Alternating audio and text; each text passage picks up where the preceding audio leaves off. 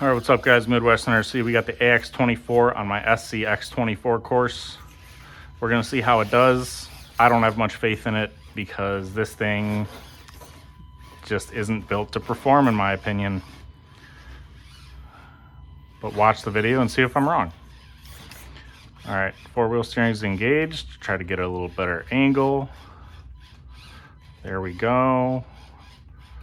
Not too bad. We're gonna turn four-wheel off. I'm gonna back up. All right, turn four-wheel off. We're diffed out. There we go. A little bit of wheel speed from that monstrous 88 turn motor. Kind of servo wiggle down just so we're in a better position.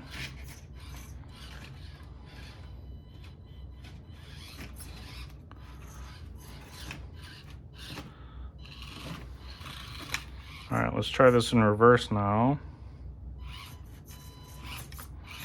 I'm trying to just stick to one course at a time. Might need to use a Death Mountain a little bit just to get up here.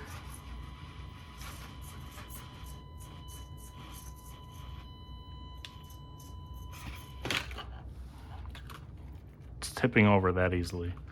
We're gonna just hand got it.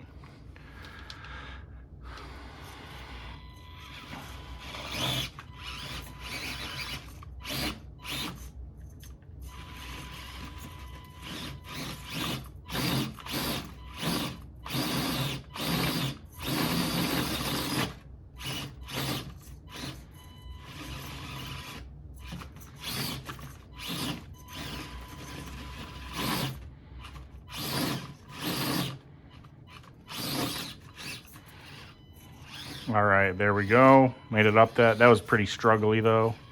Is that a word, struggly? Now it is.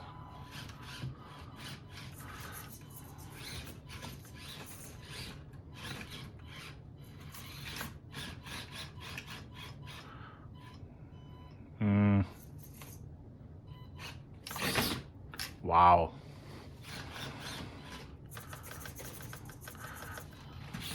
Oh, saved it, but that was tipping. That was tipping, as you can see. So we're gonna turn four-wheel off. And there's the line. All right, so on to Death Mountain. Death Mountain, very tricky. Making it to the top, I've only had a few cars that made it up there. Even making it to the other course, is really tricky. Making it through the V-crack, really tricky. Making up the side, really tricky. Death Mountain is Death Mountain for two reasons. I go mushroom hunting in fall. I find skulls and bones in the wood, stuff like that. And I collect them and I make them into little RC courses and stuff just like that. And Death Mountain because this is the most challenging course that I have. It's also unfinished, if you can't tell, but it's on my list.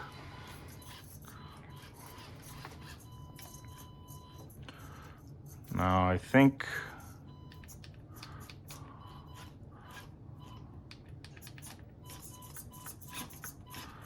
just wish that front wouldn't unload so much, but you know, that's what this thing's about, man. It's about crazy amounts of articulation, which Axial has on their website, you know, not the best for performance. And it tipped because the front unloaded so much.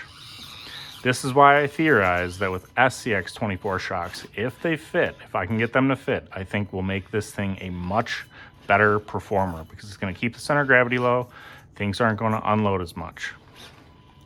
We're gonna go on a four-wheel, see if we can wheel around it. Can we? Turn four-wheel off. Oh, we went into crab. Still getting used to the controls. All right, all right. I'm actually really impressed that it made it up this much so far. Can turn four-wheel on.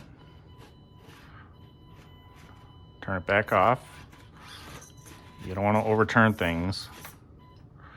All right, now we need to turn crab on to get out of here.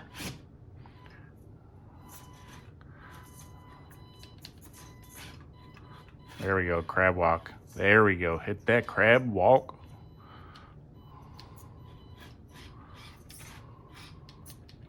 Turn four-wheel on.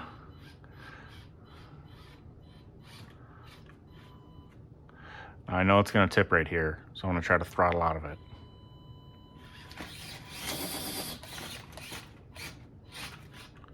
All right, well, we kind of saved it, I guess. Turn four-wheel off. If I can just make it around Death Mountain, I'll be happy. It's just unloading so much, see? Oh, it's like, it's flipping because it has so much articulation. It's literally angering me. All right, so let's try to make it through this V so we can keep the truck more stable. Turn four-wheel on right here. Better angle, yep. Clear it. Four-wheel is still on. Navigating through. Now, if you see me kind of squeezing the throttle, I'm doing that for two reasons. One, because this doesn't have the smoothest ESC and motor, but also two, when you can get your truck to kind of pivot because you're adding a lot of wheel speed when you would normally just be slowly crawling over something, sometimes you can actually get the truck to pivot and position better by doing that. So that's why you can hear me going just like that. All right, so we're gonna drive forward a little, kind of servo wiggle down. Gonna really, this is why I can't wait to put the reefs in here. All right, we might have to gas down this as the back is gonna unload because these are long travel shocks. All right, I'm surprised it didn't tip over. By tip over, I mean do a full-blown front flip.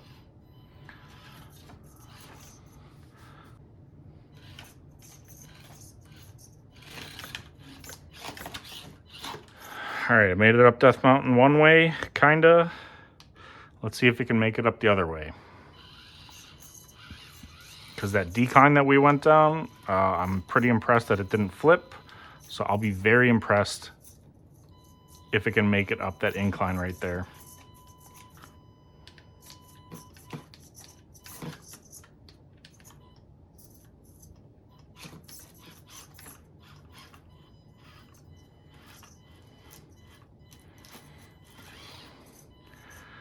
All right.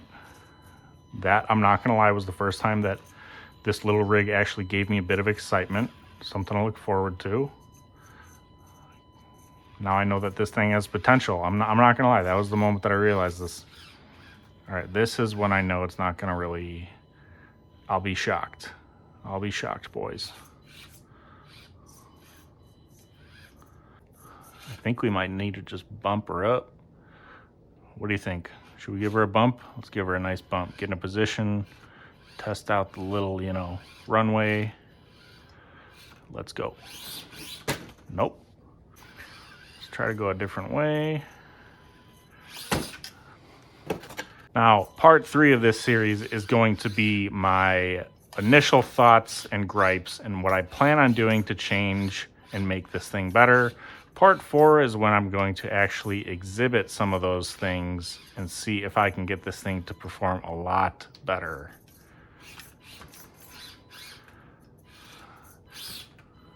Oh, so close. All right, we do 3 tries and then we're done. Let's kind of crab up it, maybe. Let's kind of crab bump it up. Let's see if crab bumping works. Oh man, that was pretty close. Nope.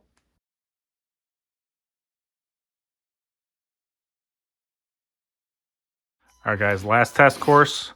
We're gonna go around one way, we're gonna go around the other way, and then we're gonna go up and down.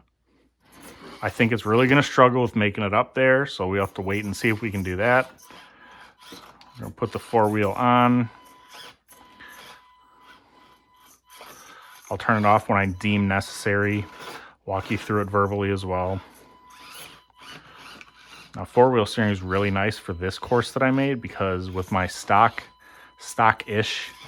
lightly modified SCX24, there was a lot of like literally 9-point turns, even with overdrive. Doing pretty good. All right. 4-wheel out. 4-wheel's helping out a lot. I don't know why I said 4-wheel out. I'm gonna leave that in. All right, this descent making me a little nervous. I think we might want to turn 4-wheel off right now. Might even want to put crab on and then go back to 4-wheel.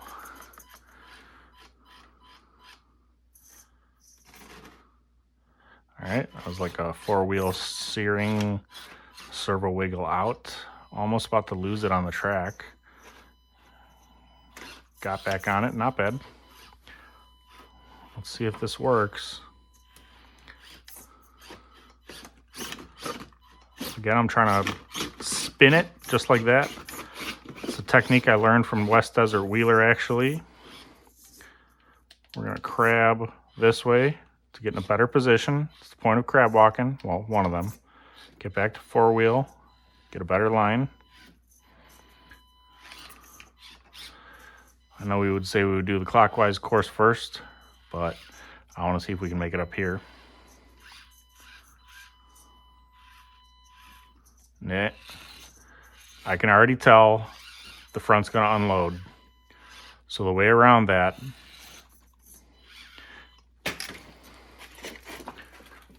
wow. The way around that is going to be by bumping this thing up. Bumping it up means you might not be able to crawl up something slow, but you can shoot it up and give it some speed just like this. It's all about line choice right now too. Very narrow gate right there.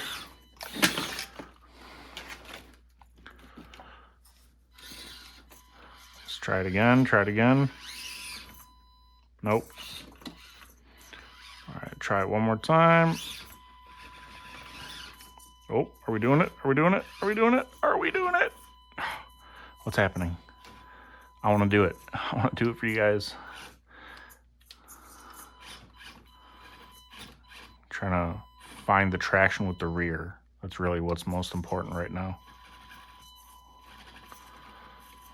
Front as well, but because of its so much articulation, that front right isn't even touching.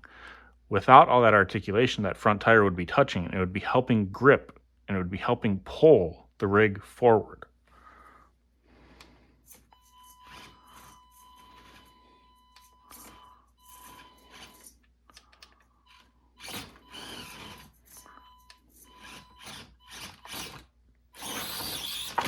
Oh, man.